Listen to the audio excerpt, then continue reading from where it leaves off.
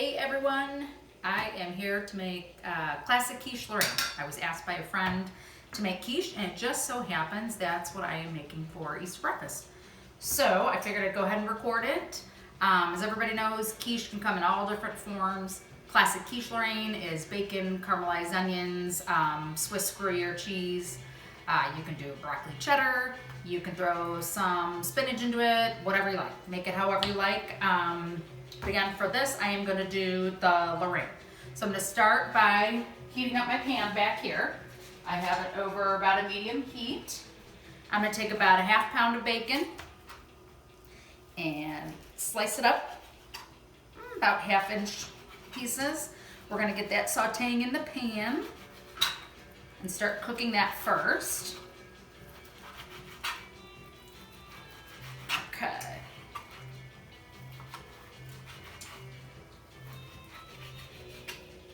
All right. So slice it up. I'm going to take that, put it in my pan back here. Wipe my hands off. So we'll spread that around in here.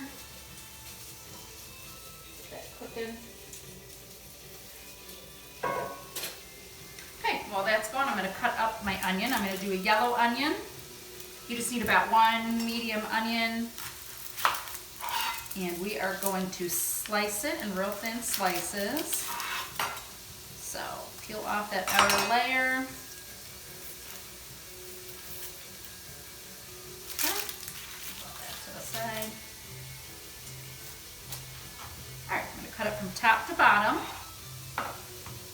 And then from there, I'm just going to cut it into skinny slices.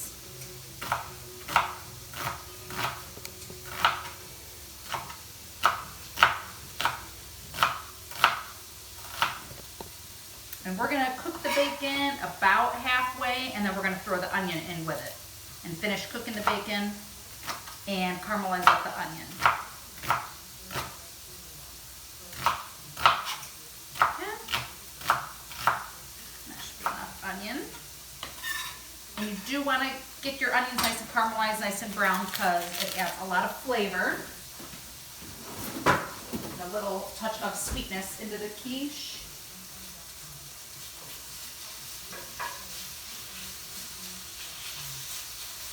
Okay.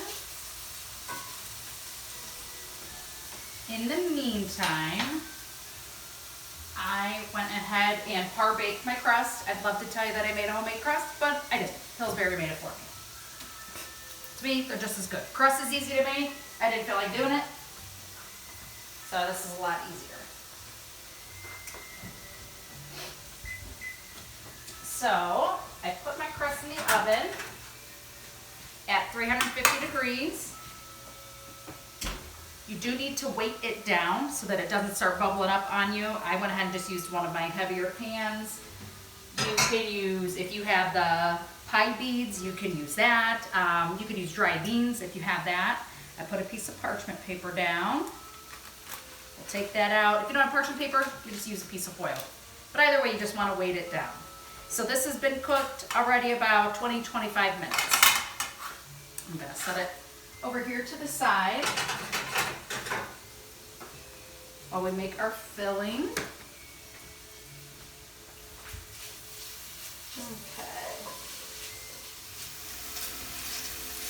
Okay, so while that bacon is cooking, we'll go ahead and make the custard part of the quiche. So in that, I have here the equivalent of 4 eggs scrambled up.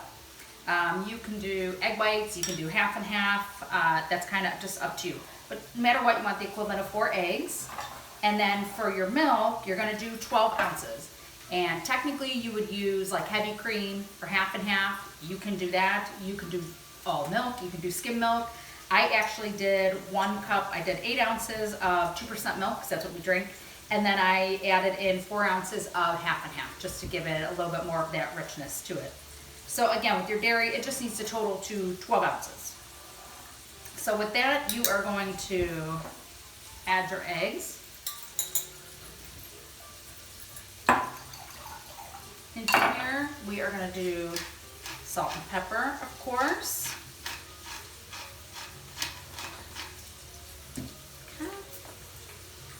Now remember, the bacon has some salt, so you just want to make sure you don't over salt your custard. There. I like to add a little nutmeg. Quiche Lorraine usually has nutmeg in there. So we're going to do a little bit of that. I don't know, maybe about a 1/4 teaspoon to a 1/2 teaspoon of nutmeg into there. And then a little bit of garlic powder. You don't have to add that, but it's something that I always add. Like I said before, Terrells love garlic, so throw a little bit of that in there.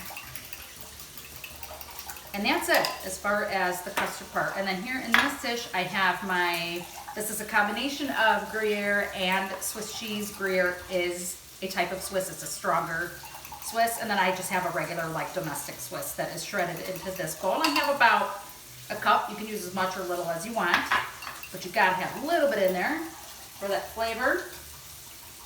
All right, at this point, I think we're gonna go ahead and throw our onions in with the bacon.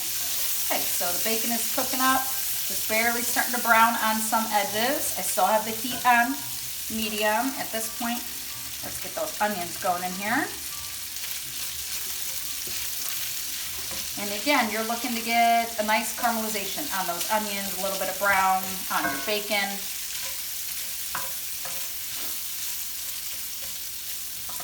So this might take maybe about 10 minutes or so, and I'm just gonna keep stirring it every couple minutes until we get it where we want it. Okay, one thing I wanted to point out that you might have noticed is that, yes, I cut the raw bacon on my cutting board, and then I cut my onions right on that same board.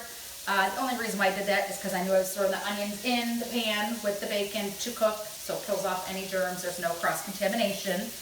If I were using those onions and leaving them raw and throwing them in a salad, obviously I would have switched forks, switched knives, and or cleaned this one in between, in case you're wondering. Okay, so it's been about 10 minutes, and we are pretty good to go. You can see the onions have gotten soft, a little bit crispy edges, kind of browned. The bacon has cooked up as well. So at this point, we're just gonna assemble it right here and throw it right into the oven. You might read some recipes, they're gonna tell you let this cool off, let this whatever. I don't, I just put it right together and throw it in the oven. It's still at 350 degrees. So, and I do have, if you notice, I do have my crust on a sheet that's a little bit bigger, just in case. Sometimes it tends to want to puff up and cook over the edges in case any drips off, then it's not all over the bottom of your oven. So I'm going to go ahead and throw about half the cheese just down on the bottom there. Okay, put out that pan. We'll go ahead and get our bacon and our onions in there.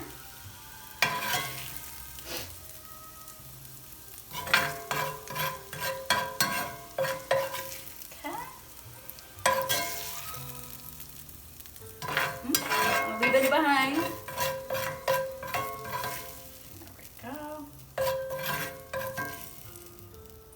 All right, and just make sure it's kind of evenly distributed into your crust there. Okay. And I'm gonna go ahead and take the rest of my cheese, throw it right on top. Spread that out. And then give your custard a stir, mix everything back together. And this may not all fit in the pan, we'll see. May have a little bit left. Or into the crust, I should say. And just kind of lightly just pour it over.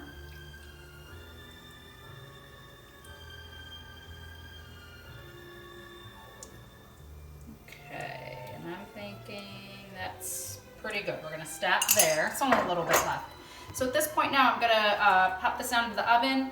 I'm gonna set my timer for 45 minutes first. It's probably gonna take closer to an hour, but we'll check it after 45 minutes. If you happen to open up the oven and just shake that pan a little bit and the center still seems liquidy, throw your timer on for like another 5 or 10 minutes. You basically want it to be set. It can be a little wobbly, but you want it to be set, and when you stick in a toothpick, just like with a cake, you want it to come out clean. So that's kind of what you're looking for. And you'll notice when it's cooking, it's gonna puff up pretty high. Once you pull it out and it starts cooling off, it will settle back down. So at this point, just carefully get it into your oven and set that timer. Okay, so our timer went off after 45 minutes, so we're gonna give a peek in here. And no, you can see in the center, it's still pretty jiggly, pretty liquidy still, so we're gonna go ahead and set that timer for about another 10 minutes. and then we will come back down and check it again. All right, everyone, so I let it go for another 10 minutes, pulled it out. It definitely has firmed up a little bit, and then I checked it with the toothpick, came out clean. So at this point, your quiche is done. So what's nice about quiche is you can make it the day before like I am today. This is for tomorrow morning for breakfast. Just let it sit. It needs to totally cool off before you wrap it up. It has to be totally cooled off. Wrap it in plastic wrap, throw it in your fridge. And then whenever you're ready to eat it, for us it's gonna be in the morning, I'm gonna throw the oven back on 350 and then throw this into the oven for probably about 10-15 minutes to warm it up. You can also slice it up, throw it on a plate and put it in your microwave too. Works out well like that. So I hope everybody gets a chance to get one of these made soon and that you enjoy it. Thanks so much.